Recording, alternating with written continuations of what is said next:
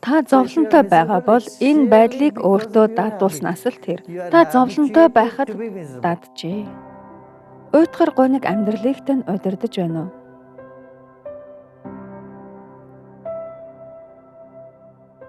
Өөрийн амьдралаа болон бүх ертөнцийг нэг л энерги гэдгийг ухаарах хэрэгтэй. Энэ ухаарал бодит бус бодол сэтгэлдээ ургуулсан хоосон төөрөгдлөөс ангид тусдаа гэсэн чалчаа сэтгэлээс таныг салгадаг. Нэг ижил энерги ухааралгүй бол уйтгар гониг, бэлгүүн ухаантай бол аз жаргал болдог. Яг ижил энерги аз жаргал болдог шүү. Буруу царайлж байна гэдэг нь бас л энерги. Гэхдээ ямар энерги байх нь ухааралгүй, бодол сэтгэлийн тэр их гимнастикаас болж сөрөг болсон энерги.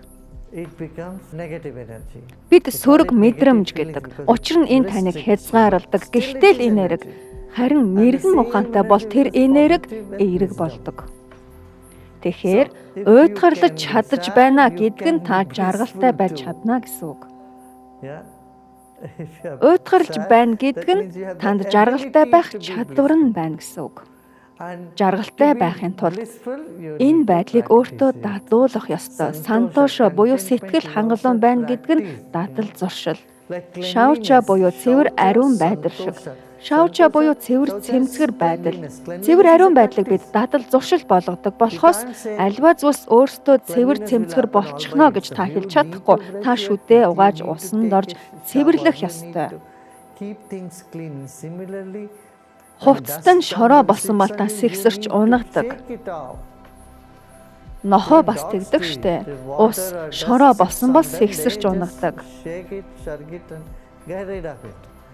Амьтад тэгдэг. Энэ тэдний чанарт нь байж идэг. Тэгэхээр бид дадуулах хэрэгтэй. Шауча буюу цэвэр ариун байдлыг дадуулж зуршил болгодог шиг сантошо буюу сэтгэл хангалуун байдлыг мөн дадуулна. Сэтгэлээ зовлонтой, жаргалгүй байхад дадуулж сургасан бол та тэр л энергидээ үлдэх болно. Тэр л энергийг жаргалтай байхад дадуулж сурган өөрийн энергиэс аз жаргалыг цацраах хэрэгтэй. Энэ тийм хэцүү сүртэй зүйл биш, багахан ухааралж яахан дадлагал хэрэгтэй. Жаргалтай байхад сурч дадах хэрэгтэй. Энэ бол сэтгэл хангалуун, аз жаргалтай байх зуршил. Тиймээс л Анандамая Абхяса буюу дадал дасгалаар Браман эц төгсгөлгүй энерги аз жаргал болж ирдэгэ гэдэг. Аз жаргал болдог. Тэгэхгүйгээр мунхаг хэвээрэл байвал ялах шалахгүй зүйл татагдаж та зовлонтой хэвээр үлдэнэ. Үүнийг өөрчлөх чадвар нь танд байгаа гэж би хэлж байна. Аз жаргалтай сэтгэл хангалуун байхад өөрийгөө дадуул. Үүнийг хийх ёстой.